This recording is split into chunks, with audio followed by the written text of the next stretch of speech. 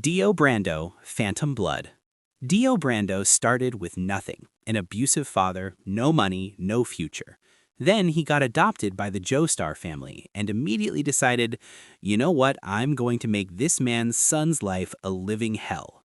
He kicked Jonathan Joestar's dog, on purpose, day one. That's who Dio is. His goal was simple, take everything.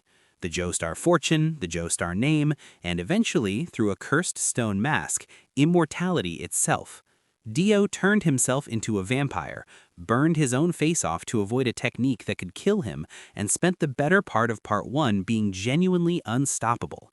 He had charisma, he had intelligence, he had the ability to freeze people solid with his bare hands.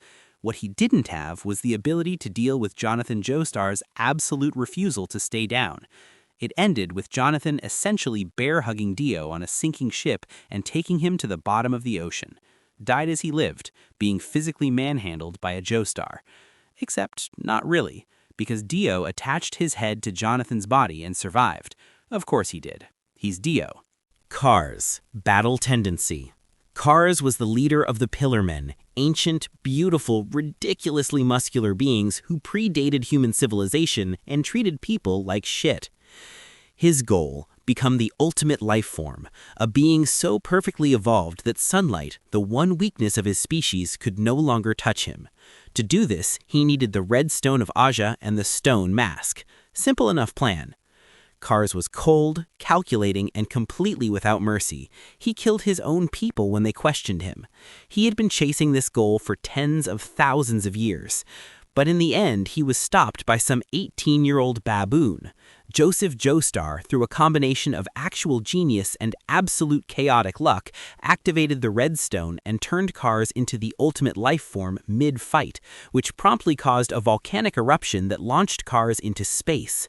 The ultimate life form, the pinnacle of evolution, the being who wanted to transcend everything, drifted through space in silence and stopped having thoughts. He is still up there, right now, just floating. Dio Brando, Stardust Crusaders. By Part 3, Dio has spent a century at the bottom of the ocean, reattached to Jonathan Joestar's body, and awakened with a stand ability so broken that the entire arc is essentially a 9-month journey just to reach him. Time stop. Up to 9 seconds of frozen time during which Dio can move freely and do whatever he wants to whoever he wants. In practice, throw a lot of knives, an uncomfortable amount of knives. His goal in Part 3 is to kill the Joestar bloodline once and for all, master Jonathan's body, and achieve true immortality. He has an entire mansion in Egypt. I bought a property in Egypt, and what they do for you is they give you the property. He has an army of stand users. He has the most iconic villain laugh in anime history.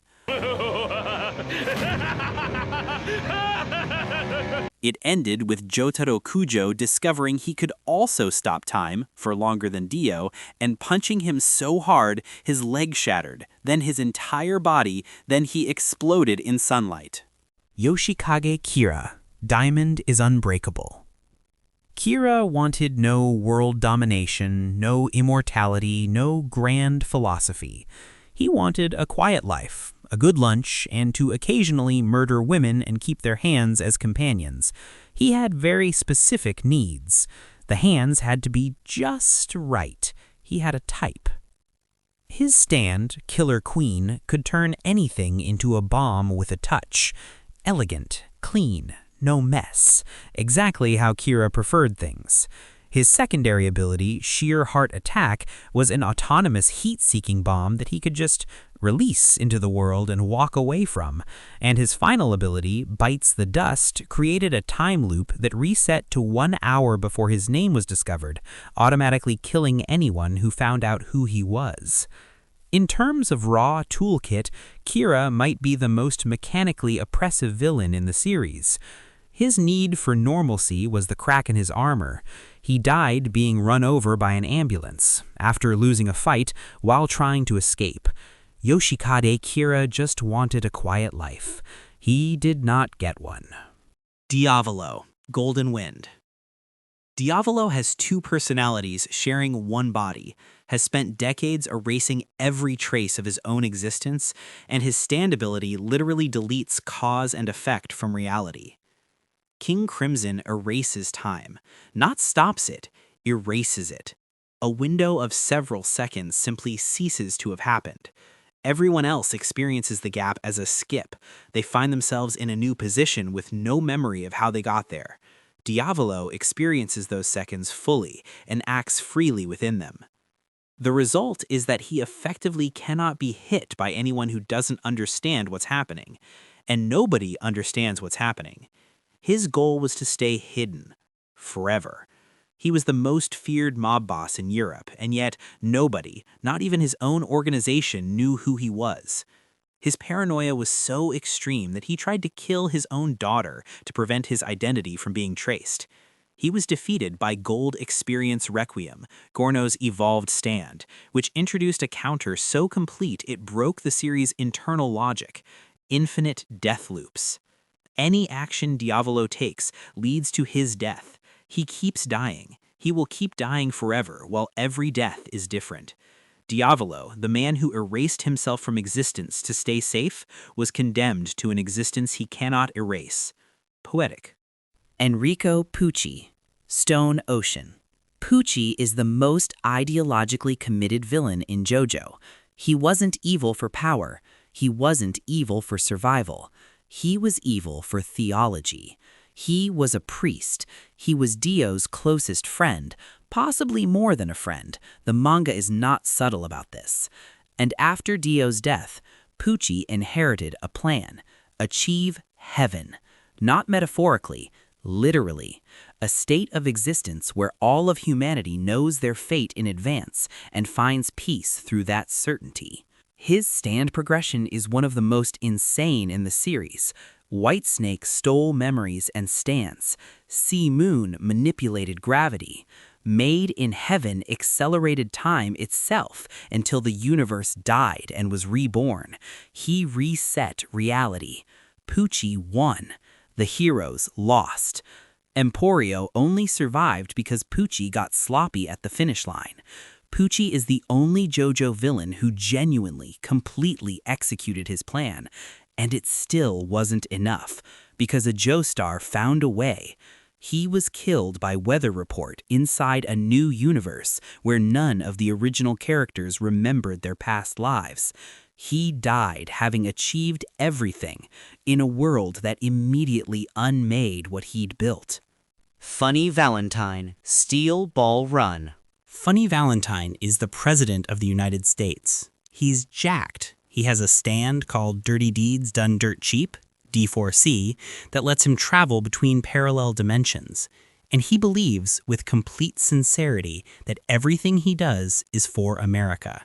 His goal was to collect the scattered holy corpse parts, the body of a saint with miraculous power, and use them to redirect misfortune away from America and onto the rest of the world.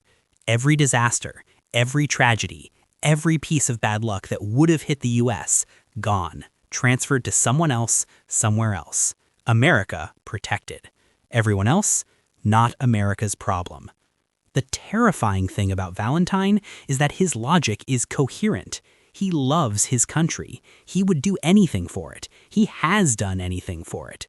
His D4C means he cannot truly die. Kill one Valentine and another steps through from a parallel dimension. You're not fighting a man. You're fighting an infinite supply of patriotism. He was defeated by Johnny Joestar's Tusk Act 4, infinite rotation, a force Valentine's dimensional shifting couldn't escape, and died insisting with his last breath that he had no regrets. That's what makes him one of the greatest JoJo villains ever written. Tooru, in JoJolion. Tooru is the quietest main villain in JoJo history. Soft-spoken, gentle-looking, the kind of person you'd trust immediately. Which is exactly the problem. His stand, Wonder of You, is one of the most conceptually terrifying abilities Araki has ever designed. It embodies the flow of calamity. If you pursue Tooru, or even think about pursuing him with hostile intent, the universe begins redirecting disasters toward you. Falling objects, sudden accidents, things that have no business happening. The intent itself is the trigger. You cannot fight something you cannot chase. His goal in JoJolion is tied to the rock-human mythology of Part 8. He wanted the Lokakaka, a fruit with the power to equivalent exchange any injury or illness, and he was willing to destroy the Higashikata family to get it. What makes Tooru so unsettling is the contrast. He presents as harmless. He seemed kind, but underneath that was something cold and ancient that had been calculating for a very long time. He was defeated when Gappy, Josuke Higashikata, used his own ability to separate Wonder of You from Tooru, removing the calamity's anchor. The most passive villain in JoJo history required the most creative solution in JoJo history. Fitting. If you want more videos breaking down the most complex, most unhinged, most brilliant characters in manga, subscribe. We're just getting started.